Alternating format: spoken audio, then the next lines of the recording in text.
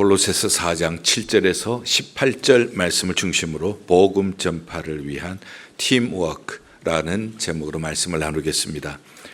여러분들이 기도해 주셔서 아프리카 케냐 농아 리트리트 센터 헌당 예배 잘 마치고 돌아왔습니다.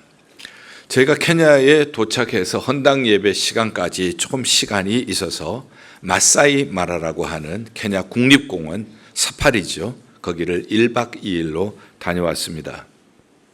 처음에 우리가 나이로비에서 내려서 기텐겔라를 들르고 그 다음에 나이로비에 있는 고 문영진 목사님의 묘소도 들르고 그리고 나쿠루로 갔습니다. 나쿠루에서도 마사이 마라까지는 4-5시간의 시간이 걸리는 가까운 거리가 아니었습니다. 운전하시는 분이 가이드입니다. 그리고 사파리용 지프차를 타고 우리가 갔습니다. 그런데 우리가 갈 때 2차로 갑니다. 우리 팀 7명 한 차. 그 다음에 포항에서 온 농아교회 목사님, 사모님 그리고 교인 2명 해서 4명이 또 다른 한 차를 타고 2대로 이동을 하게 되었습니다. 그런데 갑자기 우리 가이드가 전화를 받습니다. 전화를 받고 뒤돌아가야 한다는 거예요. 나중에 보니까 뒤따라 오던 그 차가 길 가장자리에 서 있었습니다. 무슨 문제가 발생한 모양이었습니다. 그런데 같은 여행사에 차들이 선다는 것은 이해가 되죠. 그런데 차가 서 있으니까 계속 지나가던 사파리용 집차들이 같이 서는 거예요. 보니까 여행사 이름이 달라요. 그런데 다 그냥 지나가지 않고 다 서는 거예요. 그래서 좀 놀랐죠. 스와힐리어로 얘기를 하니까 무슨 얘기를 하는지 잘 알아듣지는 못했지만은 저희 옆에 있는 그 집차가 후드를 열더라고요. 그 후드 안에 조그마한 플라스틱 통을 꺼내서 서 있는 차 운전수에게 전달했습니다. 그리고는 그 운전수가 해결이 됐다고 모두 기뻐하면서 헤어졌습니다. 그래서 제가 물어봤습니다. 무슨 일이냐 했더니 아마 브레이크 오일이 모자라는 사인이 들어간 모양이에요. 사파리로 가는 길도 험하지만 사파리에서도 길이 매우 험하기 때문에 이 브레이크 오일은 굉장히 중요한 역할을 하는 것이었습니다. 그런데 우리 가이드가 하는 얘기가 Teamwork solves the problem. 팀워크가 문제를 해결했습니다. 이렇게 얘기를 하는 거예요. 그 제가 물었습니다. 이것을 너희들은 우분투라고 얘기를 하느냐? 그랬더니 그가 웃으면서 togetherness, yes, 우분투라고 얘기를 하는 것이었습니다. 우분투라고 하는 말은 우리가 있기에 내가 있다 하는 거예요. 이 말은 관계를 중요시하고 헌신을 중요시하는 아프리카 전통의 윤리 사상입니다. 이 케이스에서 다른 말로 우분투를 풀어서 쓰면은 당신이 행복하지 않는데 내가 행복할 수 없다 하는 그러한 내용이었습니다. 그래서 참 개인주의 사회 속에 살고 경쟁주의 사회 속에 살다가 이렇게 teamwork solves the problem. 자기 회사 차가 아닌데도 다른 사파리로 가는 차인데도 먼저 가면은 손님들에게 더 많이 보여줄 수도 있을 텐데도 다 먼저 스탑을 하더라고요. 그리고 문제가 뭡니까? 그 문제를 해결할 수 있는 실마리가 내게 있습니까? 하면서 자기 후드를 열어보고 나는 없네. 여기 있네. 하면서 푸는 모습을 보면서 너무 마음속에 따뜻함과 감사함을 느낄 수가 있었습니다. 이 말을 이렇게 바꾸어서 제 마음속에 들려주었습니다. 예일교회가 있기에 내가 있다. 예일교회가 행복하니 내가 행복합니다. 이런 말씀으로 저에게 와닿았습니다. 오늘 본문 연구로 들어갑니다. 오늘 본문은 사도 바울이 골로새서를 마치면서 그동안 함께 사역을 하면서 떠오르는 얼굴들, 그 얼굴들을 10명이나 언급하고 있습니다. 이 10명이 왜 여기 기록이 되어 있는지, 그들이 어떤 일을 했는지 하나하나 설명하다가 보면은 아마 굉장한 시간이 걸릴 것 같아요. 그래서 저는 이 말씀 속에서 함께, together, 함께라고 하는 사람만 좀 뽑아보았습니다. 7절에 두기고가 내 사정을 다 너희에게 알려주리니 그는 사랑받는 형제요 신실한 일꾼이요. 두기고는 사랑받는 형제 신실한 일꾼, 주 안에서 함께 종된 자니라. 함께 종이 된 사람이라. together, 함께 종이 된 것입니다. 종은 당시에 자기 주장이 없습니다. 종은 섬기는 사람입니다. 사도 바울과 함께 종이 되어서 섬긴 사람이었습니다. 그리고 그가 한 일은 특별한 일이 아닙니다. 다른 사람들이 알아주고 칭찬한 그러한 만한 일도 아니었습니다. 단지 지금 골로새 교회가 사도 바울이 감옥에 갇혀 있다고 하는데 어떤 형편인지 그것을 알려주는 거예요. 8절 내가 그를 특별히 너희에게 보내는 것은 너희로 우리 사정을 알게 하고 너희 마음을 위로하게 하려 함이라. 골로새 교회 성도들 마음 위로하기 위하여서 그래서 보낸 사람이 두기고예요. 그러니 크게 캡틴 이런 것도 아니고요. 크게 내세울 만한 것도 아니에요. 작은 섬김입니다. 숨은 섬김이에요. 함께 종이 되어서 사도 바울의 사정을 골로새 교회에 알려서 골로새 성도들로 하여금 위로를 받게 하는 그러한 사람이었습니다. 그는 심부름꾼이었어요. 그 다음에 두 번째 함께라는 말 10절에서 발견합니다. 내가 나와 함께 갇힌 아리스다고는 사도 바울과 함께 감옥에 갇힌 거예요. 누가 우리가 고난을 당할 때 말로 참 힘드시죠. 위로를 받으세요. 힘을 얻으세요. 이렇게 말로 하는 것도 소중합니다. 그러나 내가 고통하고 있을 때 말없이 옆에서 앉아준다면은, 옆에서 함께 손만 잡아준다면은 그것이 얼마나 더 위로가 되겠어요. 얼마나 거기서 큰 사랑을 느끼겠습니까? 고생할 때 곁에 있어준 사람이 아리스다고라고 하는 사람입니다. 그 다음에 11절 보겠습니다. 유스도라 하는 예수도 너희에게 문안하느니라. 그들은 할레파이나 이들만은 하나님의 나라를 위하여 함께 역사하는 자들이다. 함께 역사한다. 함께 사역을 한다는 거예요. 그러나 함께 사역을 할 때 목표가 동일했다는 겁니다. 하나님의 나라를 위하여. 함께 우리가 일을 할 수가 있습니다. 그러나 서로 목표가 다르면 하나가 될 수가 없습니다. 그런데 함께 역사를 하는데 목표가 같아요. 자기의 야망이 아니었습니다. 자기의 꿈의 실현도 아니었어요. 하나님의 나라라고 하는 목표를 위하여서 함께 사역한 사람이었습니다. 하나님의 나라는 결코 혼자 되는 것이 아닙니다. 아무리 사도 바울이 위대하고 훌륭한 사람이라고 해도 하나님의 나라 확장은 혼자 힘으로 결코 되는 것이 아닙니다. 함께 섬기는 사람이 있어야 합니다. 함께 고난을 당하는 사람이 있어야 합니다. 함께 사역하는 사람, 하나님의 나라라는 목표로 함께 사역하는 사람이 있어야, 그래야 공동체가 자라나는 것입니다. 이렇게 교회가 공동체의 정신을 가지고 함께 섬기고 함께 고난당하고 함께 하나님의 나라 확장을 위하여서 우리가 역사하게 되어질 때 거기에 생명이 나타나는 거예요. 거기 하나님의 능력이 나타나는 거예요. 거기 성령의 역사가 나타나는 거예요. 개인주의로는 절대 하나님의 나라가 확장되지 않습니다. 개인주의, 경쟁주의 이러한 것으로는 하나님의 교회가 절대 건강하게 세워질 수가 없습니다. 코비드-19이라고 하는 것, 전에 경험해 보지 못하는 것들이 우리에게 닥쳐왔었습니다. 과거에는 이 바이러스라고 하는 전염병, 이것이 어떤 지역에 국한되어서 일어났던 것이죠. 에볼라 하면은 아프리카, 사스 하면은 중국. 그러나 지금은 코비드-19 하면은 세계 어느 곳에서도 일어나는 그것이 코비드-19입니다. 그래서 팬데믹이라고 부르게 되었습니다. 이것이 거의 끝나가면서 새로운 말이 나왔는데 그것은 엔데믹입니다. 엔데믹이라고 하는 뜻은 이제 이 코로나19과 같은 바이러스가 계속 변종을 해나가면서 이것이 하나의 우리 곁을 떠나지 않는, 우리와 함께 있는 감기나 독감과 풍토병과 같은 병이 되었다는 것입니다. 몇 주 전에 우리 신학교의 한 학생이 결석을 했어요. 왜 결석을 했느냐고 하니까 코비드가 걸렸다는 거예요. 지금 또 코비드가 걸리는 사람들이 있는 것을 우리가 보게 되어집니다. 이제 감기하는 것처럼 그리고 독감하는 것처럼 늘 우리와 함께 있기 때문에 엔데믹 시대가 되었다고 얘기를 합니다. 팬데믹 시대 때에, 그러나 문제는 팬데믹 시대 때의 현상이 이렇게 되어지니까 계속 지속이 되더라는 것이에요. 팬데믹 시대 때 우리는 전에 듣지 못하던 쿼런틴이라고 하는 말, 소셜 디스턴스라고 하는 말, 사회적 격리두기라고 하는 말을 배웠습니다.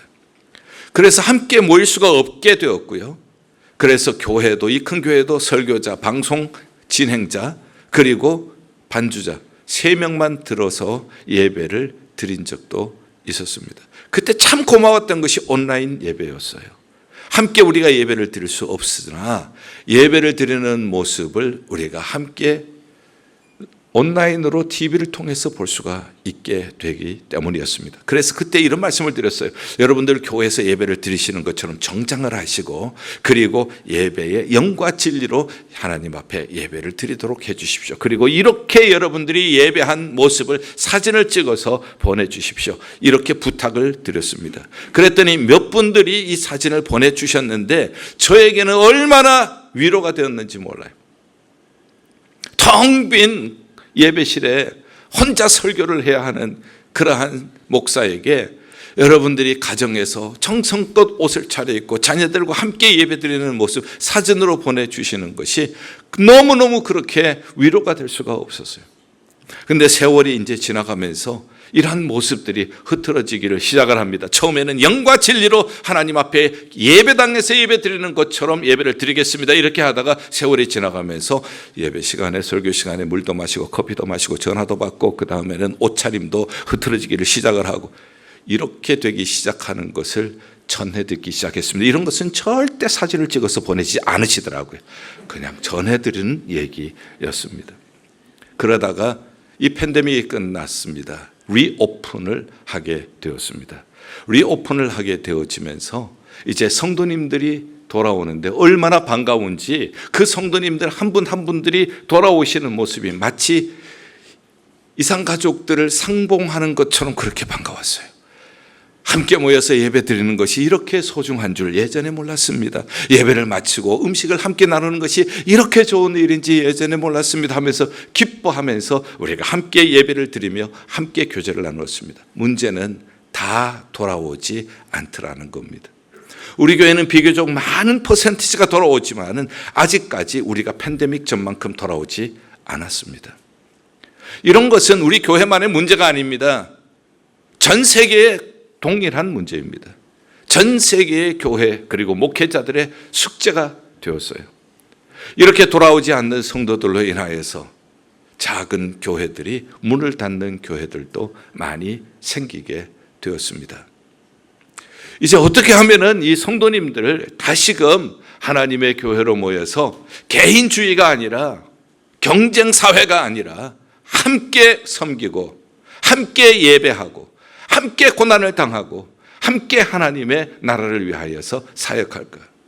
교회라고 하는 것은, 믿음의 공동체라고 하는 것은 절대 개인주의로서는 하나님의 복음의 생명을 유지할 수가 없다는 것을 우리가 너무나도 잘 알기 때문에 어떻게 이 함께를 통하여서 투게더네스를 통하여서 우리가 하나님의 복음의 능력을 회복할 것인가, 이러한 고민을 우리는 하게 되어졌습니다.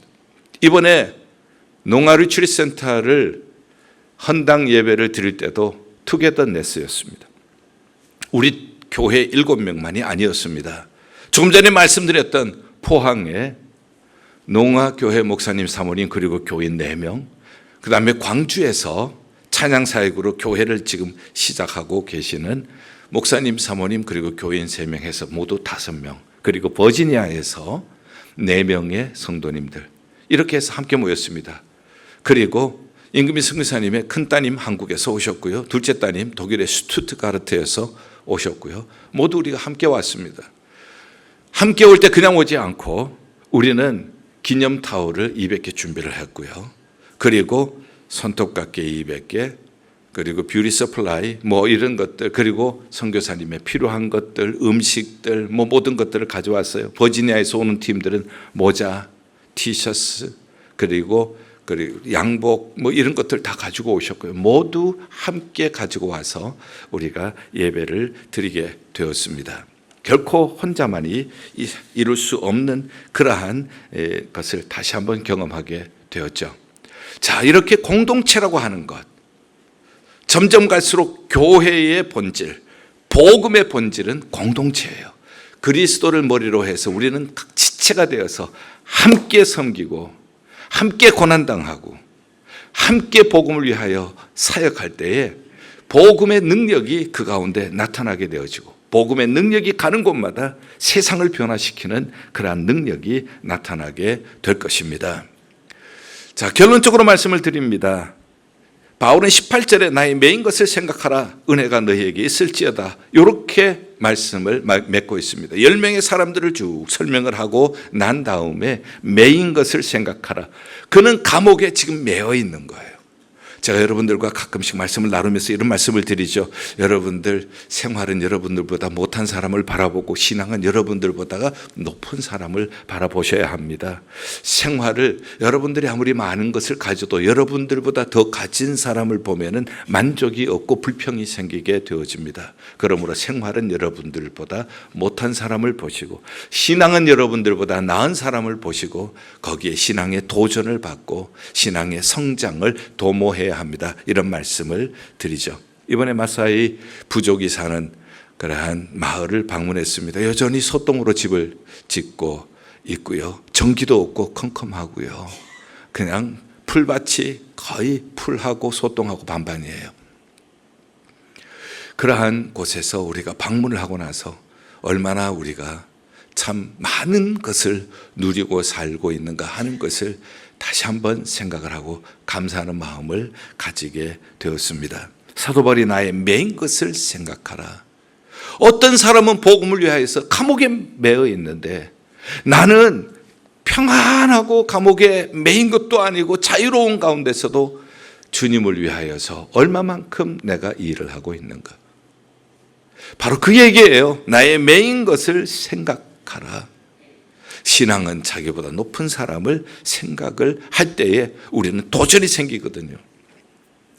임금희 선교사님이 헌당 예배를 마치고 다음 날 이제 우리가 떠나는 날입니다. 아침에 제가 우리 팀들과 함께 식사를 하고 떠날 준비를 하는데 큰 따님이 저를 찾아왔어요. 조용히 저를 좀 보자고 그래요.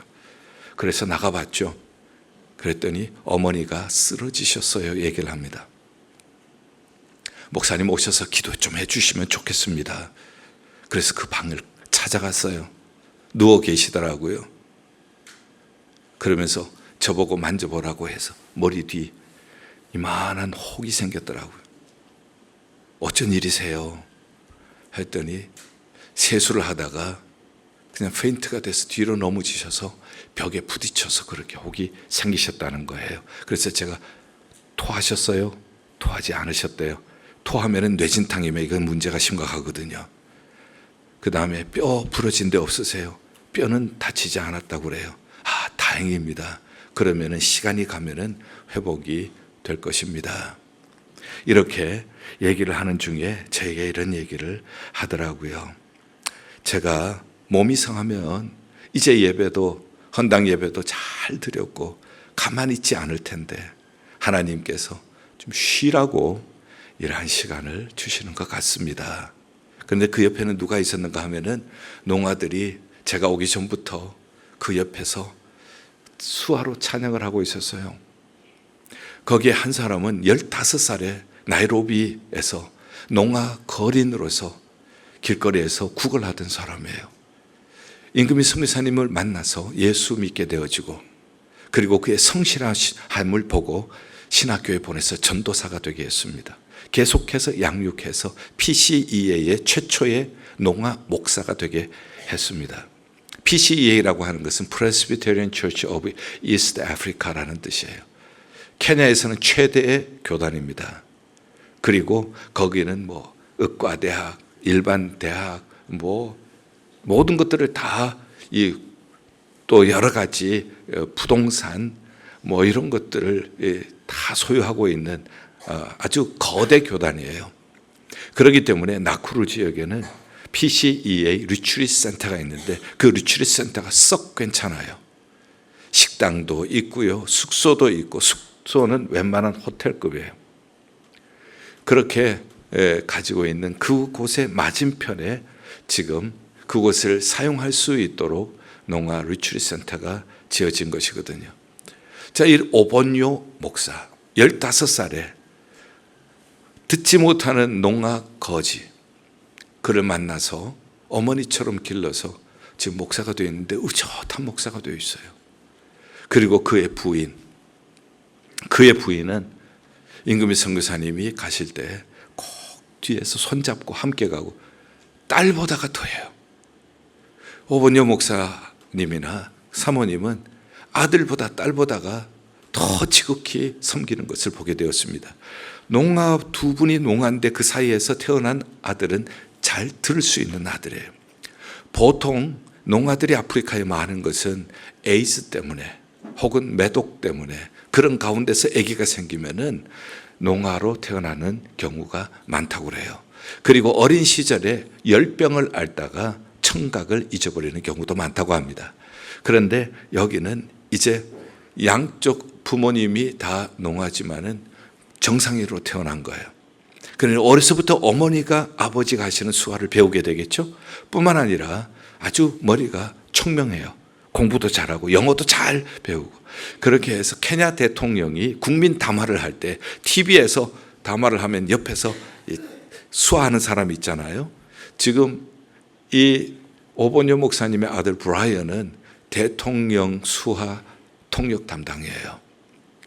참 그런 것을 보면서 길거리에 15살에 농아 거지 복음을 받아서 그 복음이 이 가정을 어떻게 변화시켰는지, 그리고 이들을 위해서 함께 섬기고 함께 고통당하고 함께 복음을 위하여서 사역한 열매가 이 열매구나 하는 생각을 할 때 참 마음이 뭉클함을 느끼게 되었습니다. 그래서 오본요 목사님 아들 브라이언, 그리고 또 농아 전도사님 3명이 계속해서 찬양을 하고, 임금희 선교사님도 누워서 찬양을 하고 계셨어요. 제가 기도해드리고 나와서 우리 팀에게 얘기를 했습니다. 지금 이러한 일이 일어났습니다. 마지막으로 우리가 차를 타고 떠나기 전에 우리 팀들이 그 방을 방문해서 한 사람 한 사람 인사를 나누었어요. 같이 울면서 안아주시기도 하고 또 격려의 말씀을 해주시기도 하고. 그랬더니 사실 지금 헌당 예배를 드리기 전까지 무척 힘들었습니다. 혼자 많이 힘들었고 지금 이 넘어진 것이 처음이 아니라 몇 차례씩 이렇게 넘어졌습니다.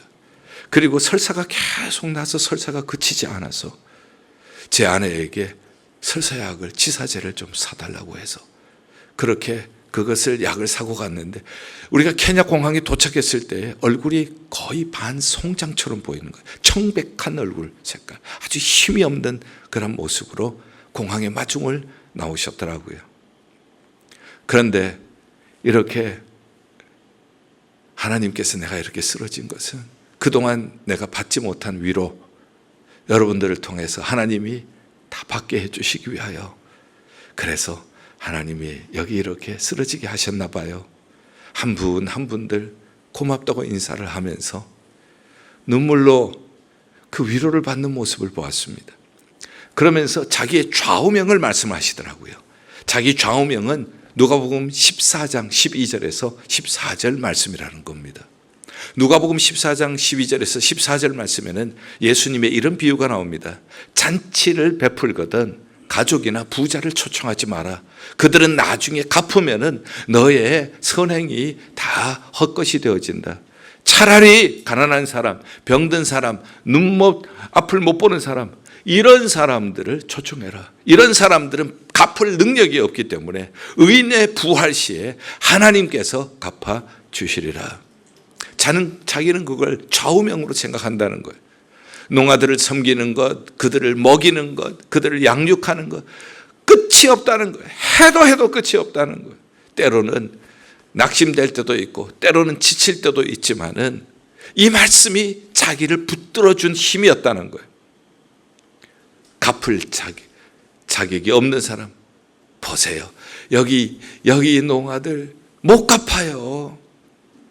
이 갚을 자격이 없는 사람, 갚을 힘이 없는 사람들, 이 사람들을 위해서 섬기고 그리고 베풀고 먹이고 때로는 지치고 때로는 낙심될 때도 이 말씀이 나를 붙들어 주셨어요. 내 평생에 이 사역 리트리트 센터를 봉헌하는 것이 내 사역의 마지막 열매가 될 것입니다. 그러면서 이 말씀을 우리와 함께 나누어 주었어요. 제가 그러면서 이런 말씀을 합니다. 사람은 한 번 왔다가 가는 거잖아요. 사람이 한 번 왔다가 가지만 가장 보람된 일이라면 나는 선교사의 삶이라고 생각을 합니다. 복음을 위하여서 함께 섬기고 함께 고통당하고 함께 사역하는 이 기쁨, 부활의 때의 의인을 주님께서 상 주시듯이 주님께서 그날 베풀어 주실 것을 기대하며 오늘도 나의 마지막 호흡을 주님께 드립니다. 농아리 추리센터 봉헌 예배의 결론이었습니다. 저는 골로새서를 이렇게 마무리하면서 자, 이런 생각을 해봤어요. 내가 골로새서를 쓴다면 나는 뭐라고 얘기를 할까? 지금 골로새서를 쓰면서 그는 함께 사역했던 사람들 이름을 쭉 나열하고 있습니다. 35살에 예일교회 개척을 했습니다. 70이 되면은 35년 동안 저의 가장 전성기를 하나님 앞에 드렸습니다. 그러나 어느 교회든지 한 사람의 힘으로 되는 것 아닙니다. 한 사람의 목사의 능력으로도 헌신으로도 결코 되는 것이 아니에요. 교회는 함께 섬기고 함께 고난당하고 그리스도의 남은 고난을 자기 육체에 채우는 사람들과 함께 고통당하고 하나님 나라의 확장이라고 하는 이 복음의 본질을 위하여서 함께 사역할 때에 그때의 교회가 힘을 얻고 생명력을 얻어서 성장하게 되는 것이거든요. 예일교회가 이만큼 성장하게 된 것, 이것은 바로 함께 섬긴 사람들 때문에, 함께 고통을 당한 사람들 때문에 교회를 위하여 그리스도의 남은 고난을 자기의 육체에 채우면서 함께 고난당한 사람, 함께 선교하면서 자기 육체에 고난을 당한 사람, 그리고 함께 하나님의 나라를 위하여서 사역한 사람들, 아마 그 사람들의 얼굴이 쫙 떠오를 것 같아요.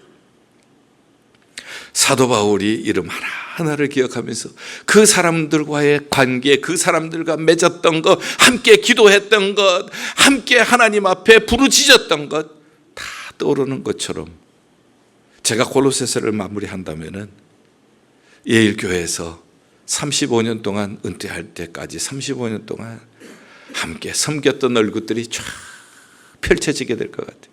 함께 복음을 위하여, 교회 위하여 고난당한 사람들 얼굴이 쫙 펼쳐질 것 같아요. 그리고 함께 하나님의 나라의 확장을 위하여 자기 야망이 아니라, 자기 꿈이 아니라 하나님 나라의 확장이라는 같은 목표를 가지고 사역을 해왔던 사람들의 얼굴이 쫙 떠오를 것 같아요. 그리고 나서 주님 앞에 기도할 것 같아요. 사도 바울이 은혜가 너희 무리에게 있을지어다 했던 것처럼 하나님, 눈물로 고백하고 기도할 것 같아요. 함께 섬겼던 사람들, 함께 고난당했던 사람들, 함께 사역했던 사람들 은혜를 베풀어 주시옵소서. 저들에게 뿐만 아니라 저들의 자손들에게까지 은혜를 베풀어 주시옵소서. 기도하겠습니다. 하나님 아버지, 개인주의, 경쟁사회, 이기적인 사회 속에 살면서 우리는 복음의 본질을 붙잡기를 원합니다.